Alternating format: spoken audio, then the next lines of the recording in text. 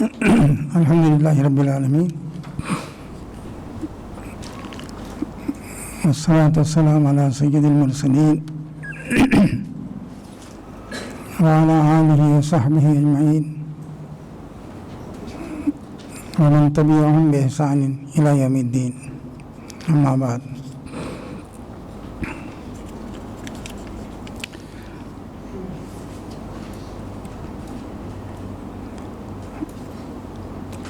حضرت مولانا سفیان قاسمی صاحب رضی اللہ علیہ، برادر محترم ظفر السلام خان صاحب، محترم جناب عطاء الرحمن قاسمی صاحب، مولانا یحییٰ انجم قاسمی صاحب، مولانا محمد یوسف صلاحی صاحب اور ذمہ داران جماعت،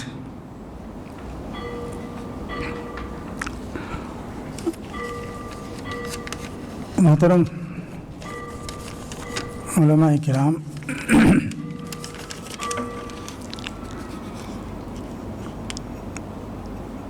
یہ اجتماع جو اس وقت یہاں ہو رہا ہے، یہ اس سلسلے کا تیسرا اجتماع ہے۔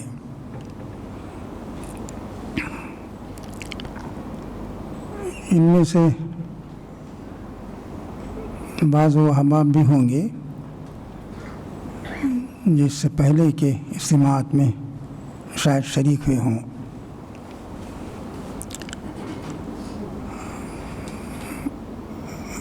میں آپ تمام حضرات کا اپنی طرف سے بھی اور جماعت اسلامی ہند کے ذمہ داروں کی طرف سے بھی دل سے خیر مقدم کرتا ہوں۔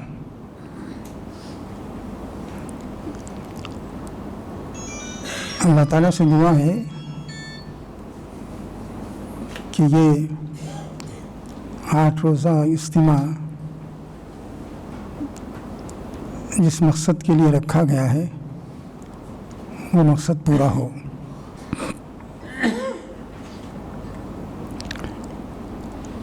محترم علماء کرام، رفیقوں اور بھائیوں،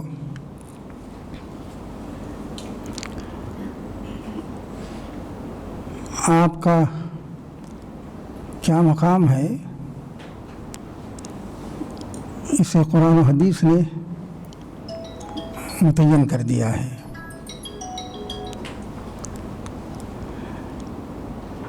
مشہور حدیث ہے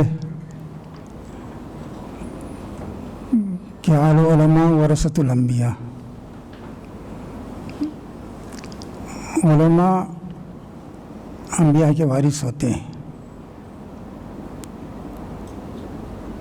میرا خیال ہے کہ اس سے بڑی بات شاید کوئی نہیں کہی جا سکتی، جسے ہم اس کا تصور نہیں کر سکتے کہ انبیاء سے اونچا بھی کوئی مقام ہوگا کسی کا۔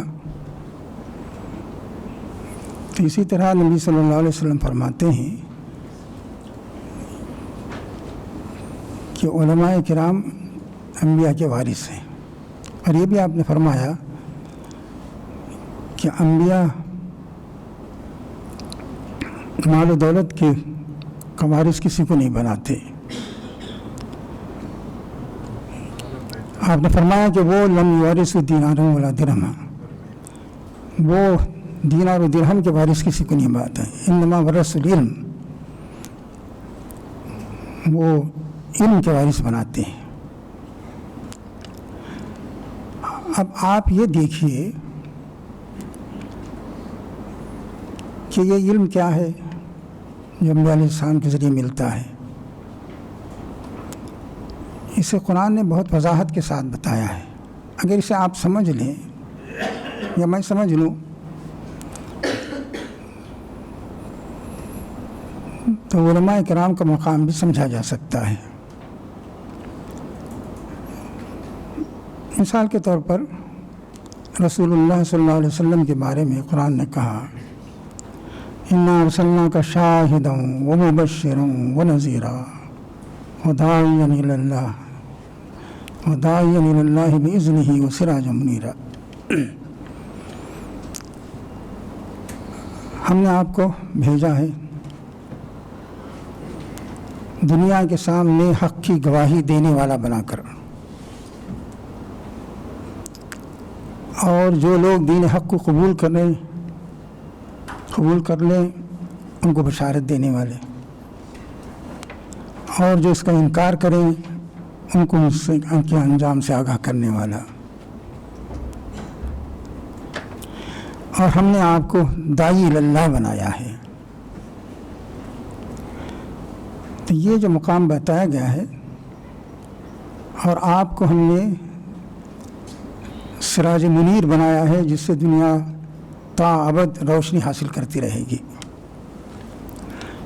ये नबी सल्लल्लाहु अलैहि वसल्लम का मकाम, मर्तबा और आपकी मनसबी ज़िम्मेदारी का बयान है, और आप उसके वारिस हैं।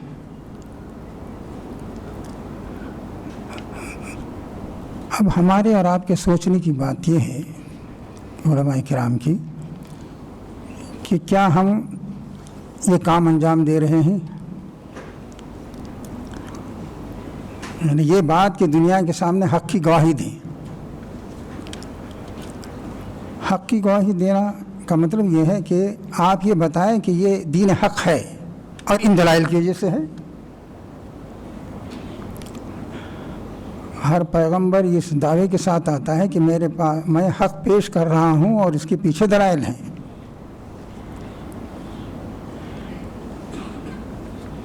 और इसकी तुम तरदीद नहीं कर सकते। तो क्या हम इस मौक़िफ़ में हैं?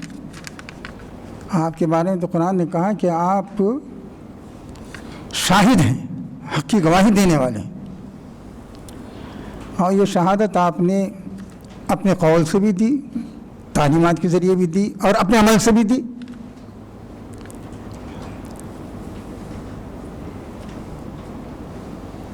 और ये भी बताइए आप दुनिया को, और आपने बताया कि इस दीन को कबूल करोगे तो दुनिया और आखिरत में कामयाब हो जाओगे। इसी को बशारत कहते हैं। ज़ाहिर है ये दावा नहीं था, बल्कि इसके पीछे दलाइल मौजूद थे। आपने दुनिया को ये बताया कि जो शख्स आपकी इस दावत को कबूल करेगा वो दुनिया और आखिरत में कामयाब हो जाएगा, और जो कौम इसे कबूल करेगी वो दुनिया में सरबुलंद हो जाएगी और आखिरत में सुरखरू होगी। और इसके साथ ये भी बताया कि जो इसे कबूल नहीं करेगा वो दुनिया और आखिरत में तबाह हो जाएगा। तो ये बात ज़ाहिर है कि दावे के साथ नहीं हो सकती। ये दलाइल से आपने समझाया इसे दुनिया को। तो अंबिया अलैहिस्सलाम ने जो काम अंजाम दिया उसे कुरान ने बहुत तफसील से बताया है। उसमें एक बात ही बताई है कि हर नबी मुबश्शिर होता था, बशीर और नज़ीर होता था। कि जितने अंबिया दुनिया में आए वो सब बशीर और नज़ीर बन के आए। उन्होंने दुनिया को बताया कि हमारी बात मान लोगे तो कामयाब हो जाओगे, और नहीं मानोगे तो तबाह हो जाओगे। और दुनिया में कोई भी कौम ऐसी नहीं गुजरी जो महज किसी के कहने की से बात मान ले, और ना आज इसका इम्कान है। तो फरमाया कि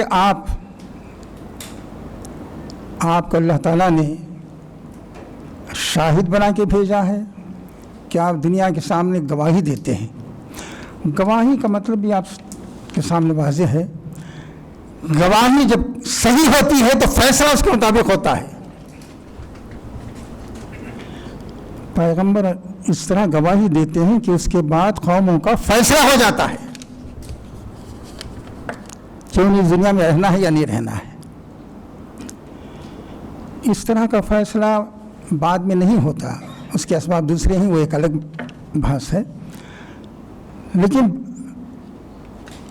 नबी सल्लल्लाहु अलैहि वसल्लम को की हैसियत बताई गई कि आप शाहिद बना के भेजे गए हैं, اور بشیر و نذیر بنا کے بھیجے گئے ہیں، اور اللہ کی طرف سے داعی ہیں اور سراج منیر بنا کے بھیجے گئے ہیں۔ یہ جو کہا گیا کہ علماء وارث ہوتے ہیں، اس پس منظر میں ہمیں سوچنا چاہیے، کیا ہم نے دنیا کے سامنے اس طرح حق کی گواہی دی ہے؟ انبیاء علیہ السلام تو چیلنج کے ساتھ آتے ہیں، اور نبی صلی اللہ علیہ وسلم بھی چیلنج کے ساتھ آئے۔ پورا قرآن بتاتا ہے کہ وہ چیلنج کے ساتھ آئے کہ کوئی اس سے بہتر بات ہو تو پیش کرو، قل ہاتوا برہانکم ان کنتم صادقین، یہ تو میرے دلائل ہیں، تمہارے پاس بھی کوئی دلیل ہو تو پیش کرو۔ تو یہ جو قرآن میں تفصیل سے بتایا گیا ہے کہ انبیاء علیہ السلام کا مقابلہ دلائل کے میدان میں ممکن نہیں رہتا، تو کیا اس طرح کا کام یا اس طرح کی خدمت علماء کرام انجام دے رہے ہیں، یا اس میں پوزیشن میں ہیں وہ کہ یہ کہہ سکیں کہ ہم نے حق کی گواہی دی ہے اور حق کو ثابت کر دیا ہے؟ ابھی بات اس کی آ رہی تھی کہ آج کی زبان اور اسلوب دوسرا ہے۔ قرآن تو یہی کہتا ہے وَمَا أَرْسَلْنَا مِن رَسُولٍ إِلَّا بِلِسَانِ قَوْمِهِ، جو بھی رسول آیا اپنی قوم کی زبان میں اس نے خطاب کیا، اور اس کا نتیجہ کیا ہوا؟ لِيُبَيِّنَ لَهُمْ، تاکہ وضاحت کے ساتھ ان کو بتا دے کہ حق کیا ہے، باطل کیا ہے، صحیح کیا ہے، غلط کیا ہے، اللہ تعالیٰ کی رضا کس چیز میں ہے اور اللہ تعالیٰ کس چیز سے ناخوش ہوتا ہے، انسان کی فلاح کس میں ہے اور خسران کس میں ہے۔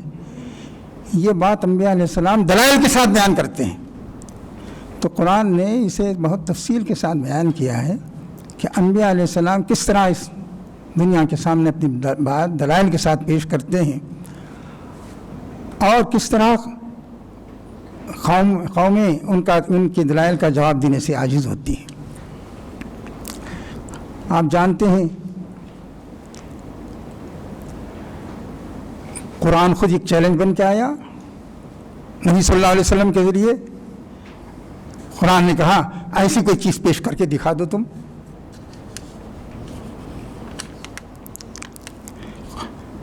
پہلے پارے کے شروع ہی میں ہم پڑھتے ہیں قل ان کنتم فی ریب مما نزلنا علی عبدنا فأتوا بسورۃ من مثلہ وادعوا شہداءکم من دون اللہ ان کنتم صادقین۔ اگر اس کتاب کے بارے میں شک و شبہ ہے کہ یہ اللہ تعالیٰ کی طرف سے نہیں آئی ہے، تو ایسی ایک صورت تم پیش کر کے دکھا دو۔ اگر تنہا کوئی شخص پیش نہیں کر سکتا تو سب کو جمع کر لو جو بھی تمہاری مدد کر سکے۔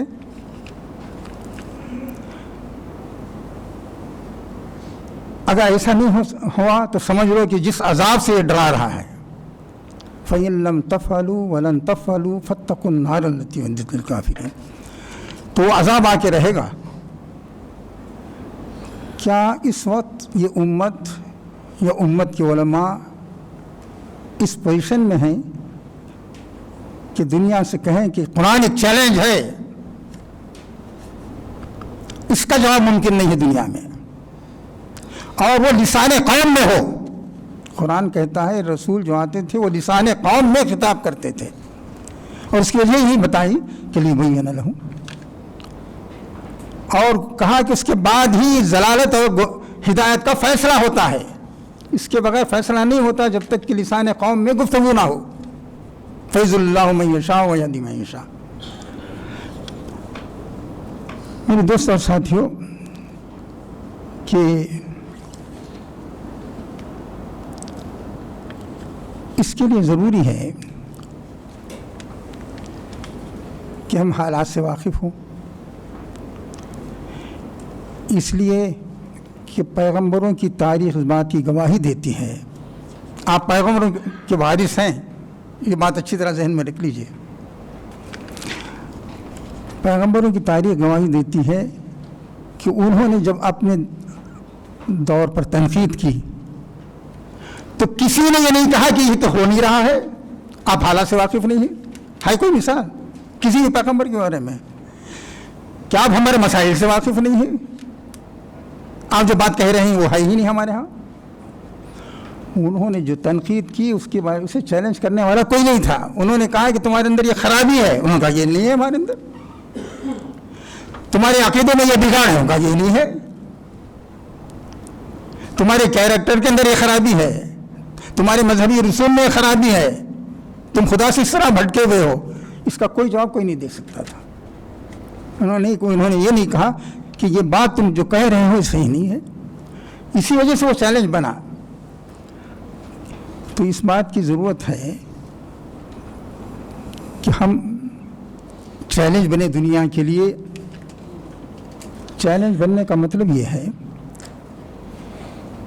कि आप दुनिया से ये कह सकें, ये कहने की मौक़िफ़ में हो, आप इस पोजीशन में हो कि आप दुनिया से कह सकें कि ये अल्लाह का दीन है, यही दीन हक है और उसके पीछे ये दलाइल है। और इसके ख़िलाफ़ जो बातें कही जाती हैं वो गलत हैं, ये सही नहीं है। ज़ाहिर है कि इसके लिए बड़ी तैयारी करनी होगी। हमारी तारीख़ बताती है, बहुत से लोग एक मसला ये भी छेड़ते हैं कि दौर जदीद उलूम अलग हैं, क़दीम उलूम अलग हैं। जदीद और क़दीम की बहस भी छेड़ी जाती है। लेकिन हमारी तारीख़, हमारी इल्मी तारीख़ ये बताती है कि वहाँ ये बहस नहीं थी। जो जदीद का माहिर होता था बिलहुम वो क़दीम का भी माहिर होता था, जो क़दीम का माहिर होता था वो जदीद का भी माहिर होता था।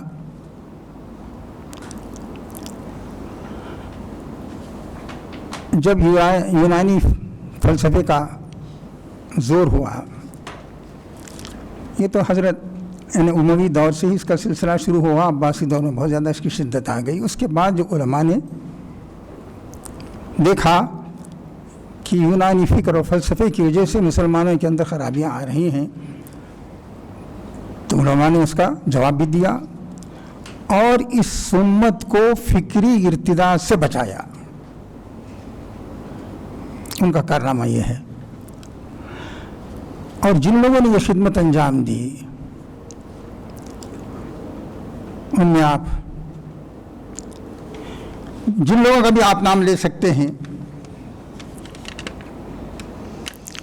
इमाम तैमिया का नाम लीजिए, इब्न क़य्यिम का नाम लीजिए,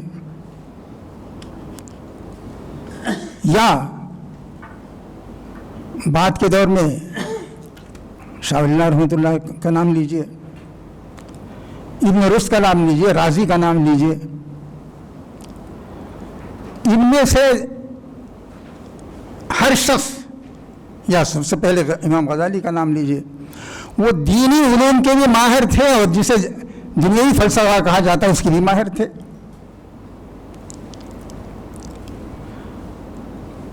इमाम गज़ाली ने उस वक्त के फ़लसफ़े को चैलेंज किया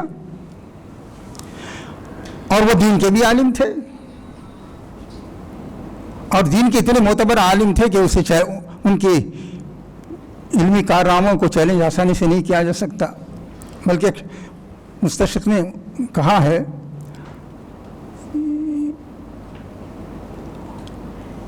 कि इस्लाम की सदाकत की दलील एक ये भी है कि गज़ाली जैसा अक़ल परस्त इंसान उस पर मुतमिन है। मैंने कहा कि यहाँ गज़ाली नहीं, ऐसे हज़ारों गज़ाली मौजूद हैं जो इस्लाम की सदाकत पर मुतमिन है। तो किसी ने ये नहीं कहा कि तुमने यूनानी फ़लसफ़े को समझा ही नहीं,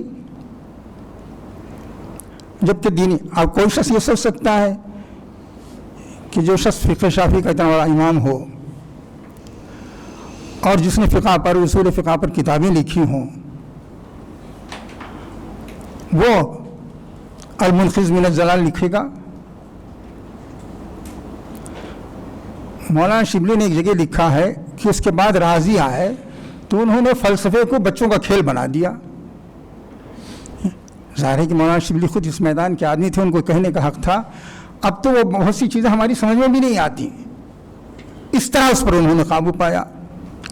تو چاہے غزالی ہوں، ابن رشد ہوں، یہ سب جو ہے، ابن رشد کہا جاتا ہے کہ یونانی علوم کا زندہ کرنے والا شخص تھا، اور یہ وہ شخص ہے جس نے بدایت المجتہد لکھی ہے فقہ میں، اور وقت کا قاضی تھا. وہ دینی علوم پر اس کی اتنی نظر تھی. تو جتنے لوگ پیدا ہوئے وہ سب نہ صرف یہ ہے کہ دینی علوم کے ماہر تھے، بلکہ دنیاوی علوم جسے آپ کہتے ہیں اس کے بھی ماہر تھے. تب انہوں نے اس فکری ارتداد کو روکا. ہمارے جو مجددین ہیں ان کے مختلف میدانوں میں کارنامے ہیں. یہ کارنامہ یہ بھی ہے کہ جب اس طرح کے کوئی علمی سوالات پیدا ہوئے تو انہوں نے اس کا جواب دینے کی کوشش کی، اور اس کی وجہ سے یہ امت فی الجملہ اسلامی تعلیمات پر قائم رہی. تو اس بات کی ضرورت ہے کہ آپ دلائل کے ذریعے حق و صداقت ثابت کریں، اور آج کے جو مسائل ہیں ان سے آپ کی واقفیت ہو.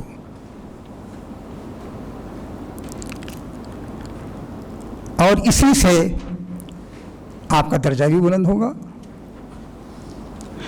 حضرت ابراہیم علیہ السلام نے جو دلائل دیے بادشاہ کے سامنے اور قوم کے سامنے اور ملت کے سامنے،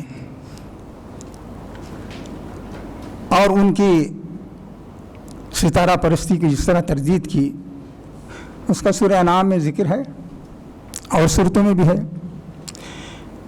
تو جہاں سورہ انعام میں اس کا ذکر ہے اس میں کہا گیا ہے وَتِلْكَ حُجَّتُنَا آتَيْنَاهَا إِبْرَاهِيمَ عَلَىٰ قَوْمِهِ نَرْفَعُ دَرَجَاتٍ مَّن نَّشَاءُ. یہ دلائل ہیں جو اس کی قوم ابراہیم کی قوم کے خلاف ہم نے ابراہیم کو عطا کی تھی، اور جس کا درجہ ہم علم میں بلند کرنا چاہتے ہیں بلند کرتے ہیں. تو معلوم ہوا کہ انسان دلائل کی بنیاد پر جب کام کرتا ہے تو اس کا درجہ بلند ہوتا ہے. اب اس کا امکان تو کم ہے، ہو سکتا ہے ایک عام آدمی اسی پر عمل بھی کرے کہ ہم نے کوئی مسئلہ بتا دیا اس پر عمل کرے گا. عام لوگ اسی پر عمل کرتے ہیں. لیکن آج ہر مسئلے کے ساتھ سوال پیدا ہے کہ آپ نے یہ بات کہاں سے کہی اور اس کی کیا دلیل ہے، اور آج کے دور میں اس کی کیا معنویت ہے، کیا اس پر عمل ہو سکتا ہے. تو میرے دوست اور ساتھیوں، اس کی ہمیں فکر کرنی چاہیے کہ جو کام اس امت کے ذمے کیا گیا ہے اور علماء کے ذمے کیا گیا ہے، اس کام کی وسعت کو، اس کی پہنائی کو، اس کی گہرائی کو، اس کی گہرائی کو آپ سمجھیں، تبھی آپ صحیح معنی میں وارث انبیاء ہوں گے.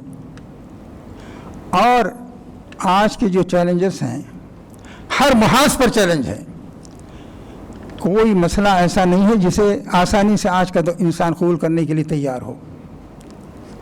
آپ اسلام کا عقیدہ پیش کرتے ہیں، کہتے ہیں کہ صاحب اس کا کوئی ثبوت نہیں ہے. آپ کہیں گے اللہ موجود ہے، کہاں کہ بغیر اللہ کو مانی دنیا کا نظام چل رہا ہے اور چلا رہے ہیں. آپ کہیں گے کہ وحی اور رسالت کے بغیر دنیا کا نظام نہیں چل سکتا، وہ کہتے ہیں کہ وحی اور رسالت کو مانے بغیر ہی چل رہا ہے. کیا خرابی دیکھ رہے ہیں آپ؟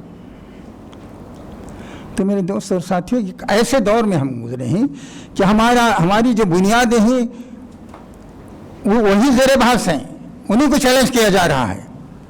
ایسا نہیں کہ آپ نے کہہ دیا کہ صاحب کہ رسالت کو ماننا ضروری ہے، مرنے کے بعد اٹھنا لازمی ہے. تو آج کی ہر بات کو چیلنج کیا جا رہا ہے ان بنیادوں پر جن پر دین قائم ہے، جو ہماری اور آپ کی اساس ہیں، جن کو تسلیم کیے بغیر دنیا سے ہم مسلمان نہیں ہو سکتے. ان میں سے کوئی چیز ایسی نہیں ہے جس کے بارے میں کہا جائے کہ یہ زیر بحث نہیں ہے. خدا کا وجود ہو، وحی و رسالت ہو، آخرت کا عقیدہ ہو، فرشتوں کا ذکر ہو، جنت اور دوزخ کا ذکر ہو، تو کوئی چیز ایسی نہیں ہے جس کے بارے میں کہا جائے کہ یہ اب زیر بحث نہیں ہے. ہر چیز زیر بحث ہے. تو ہمیں اور آپ کو اس موقف میں ہونا چاہیے جیسے انبیاء کرام ہوتے تھے کہ آپ کہیں کہ نہیں یہی حق ہے. دیکھیے قرآن دین کو حق کہتا ہے. کیوں کہتا ہے؟ حق اس لیے کہتا ہے وہ کہ وہ اس کے نزدیک یہ دین کی تعلیمات ثابت شدہ حقائق ہیں. حق ثابت شدہ چیز کو کہتے ہیں.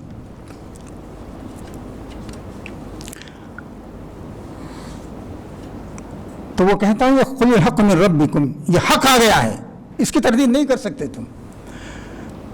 تو ایک مسلمان کو، بلکہ جو وارثین انبیاء ہیں، ان کو اس موقف میں ہونا چاہیے کہ وہ کہہ سکے یہی دین حق ہے. اس کے خلاف جو باتیں کی جاتی ہیں وہ صحیح نہیں ہیں. دیکھیے کوئی ضروری نہیں ہے کہ آپ کی ہر بات تسلیم کر لی جائے، لیکن اس موقف میں ضرور ہونا چاہیے کہ لوگ یہ کہیں کہ ان کے پاس بھی دلائل ہیں، اور ایک غیر جانبدار آدمی کہہ سکے کہ ان کے دلائل مضبوط ہیں، چاہے مانے یا نہ مانے. حضرت موسیٰ علیہ السلام جن دلائل کے ساتھ فرعون کے سامنے گئے، قرآن کہتا ہے کہ معجزات تھے ان کے اور ان کی تعلیمات تھیں. قرآن کہتا ہے کہ فرعون اس کے درباری دل سے سمجھ رہے تھے کہ یہی حق ہے. وَجَحَدُوا بِهَا وَاسْتَيْقَنَتْهَا أَنفُسُهُمْ ظُلْمًا وَعُلُوًّا، اندر سے وہ کہہ رہے تھے. اس کا انکار تو انہوں نے کہا، وَجَحَدُوا بِهَا، اس کا انکار تو کیا انہوں نے. وَاسْتَيْقَنَتْهَا أَنفُسُهُمْ، ان کے دل گواہی دے رہے تھے کہ یہی صحیح ہے. محض ظلم اور ذاتی کی وجہ سے انکار کر رہے تھے. اندر سے آدمی ہل جائے کہ یہ شخص جو بات کہہ رہا ہے یا یہ لوگ جو بات کہہ رہے ہیں وہ ایسی نہیں ہے کہ ہم ٹال دیں، ہمارے دلائل کو کمزور ثابت کر رہے ہیں. اور مزید دلائل کے ساتھ وہ آئیں گے اور آپ کو مزید دلائل کے ساتھ ان کے سامنے آنا ہوگا. تو میرے دوستوں اور ساتھیوں، انبیاء علیہ السلام کے ذریعے جو کام انجام پایا، وہ کام انجام دینے کے لیے اسی سطح کی علمی اور فکری تیاری کی ضرورت ہے. اور اب وہ دور نہیں چلا، کسی دور میں اس کا امکان تھا، لڑنے چلیں اور ہاتھ میں تلوار بھی نہیں، اس کا موقع ہی نہیں رہا. اب دنیا کہے گی کہ دنیا کو چیلنج کرنے کے لیے آپ اٹھے ہیں اور آپ مسائل کو تک نہیں سمجھ رہے ہیں. تو قرآن مجید میں اور رسول اللہ صلی اللہ علیہ وسلم کی سیرت میں جو ہمیں رہنمائی ملتی ہے اس کے مطابق ہماری تیاری ہونی چاہیے. دوسری بات یہ ہے کہ یہ بات بھی آئی ہے ہمارے خاص طور پر ڈاکٹر انجم صاحب نے اس کی طرف ذکر کیا کہ دیکھیے آپ کی باتوں میں بھی وزن ہو اور آپ کا کردار بھی اس کا ساتھ دے، یہ لازمی ہے. نبی صلی اللہ علیہ وسلم کی تعلیمات کا جواب نہیں دے رہے تھے، آپ پر بہت سے الزامات لگا رہے تھے، ایسے الزامات لگا رہے تھے کہ آدمی سوچ بھی نہیں سکتا. مجنون اور پاگل تک کہا، نعوذ باللہ. لیکن اس کے ساتھ ساتھ نبی صلی اللہ علیہ وسلم نے ان سے کہا کیا میں غلط کام کر سکتا ہوں؟ تمہیں غلط راستہ دکھا سکتا ہوں؟ تمہیں گمراہ کرنے کی کوشش کروں گا؟ تمہیں نقصان پہنچانے کی کوشش کروں گا؟ کیا میری سیرت ایسی ہی رہی ہے؟ فقط لبثت فیکم عمرا من قبلی افلا تعقلون. ایک زمانہ گزار دیا میں نے، 40-50 برس کی زندگی گزار دی، کیا ایسا ہی مجھے پایا ہے تم نے؟ جو دین کا کام کرے اسے اس پوزیشن میں ہونا چاہیے وہ کہہ سکے کہ میری زندگی تو دیکھو، کیا جو باتیں کہہ رہا ہوں اس کے خلاف کر رہا ہوں، یا میری زندگی ایسی ہے جس سے آپ کہیں کہ قوم دشمن ہے، یہ ملک دشمن ہے اور یہ قوم کو تباہ کرنا چاہتا ہے. کیا قوم کو بگاڑنے والا، تباہ کرنے والا ایسا ہوتا ہے؟ جب تک اس کردار کے ساتھ آپ سامنے نہیں آئیں گے آپ کی بات میں وزن نہیں ہوگا. وہ چیلنج تھا ان کے لیے کہ دیکھو ایک عمر گزاری ہے میں نے 2 दिन 4 दिन नहीं, 40 45 50 बरस की ज़िंदगी मैंने गुजारी है तुम्हारे सामने। क्या तुम मुझे ऐसा ही देखा है तुमने कि मैं पूरी कौम को तबाह करने के लिए खड़ा हो गया हूँ, नुकसान पहुँचाने के लिए खड़ा हो गया हूँ? तो मेरे दोस्त और साथियों, आपका किरदार इसकी दलील है। कुरान ने एक जगह कहा है, यरफ़उल्लाहु लज़ीना आमनू मिनकुम वल्लज़ीना ऊतुल इल्म दरजात। छोटी छोटी चीज़ों में भी कुरान कहता है आपका अखलाक नुमायाँ होना चाहिए। बात इसकी चली जा रही है, मजलिस में आप बैठे हुए हैं, मजलिस तंग हो रही है। अब तो हम कुर्सियाँ इस्तेमाल करने के आदी हो गए हैं, फर्शी मजलिस फर्श भी है या कुर्सी भी है। तो कुरान कहता है कि अगर तंग है, जगह तंग है, तो तुम्हारे दिल में जगह होनी चाहिए, कुशादगी पैदा करो। कोई जिम्मेदार आदमी आ गया है, नुमाया आदमी आ गया है, अपनी कुर्सी छोड़ दो।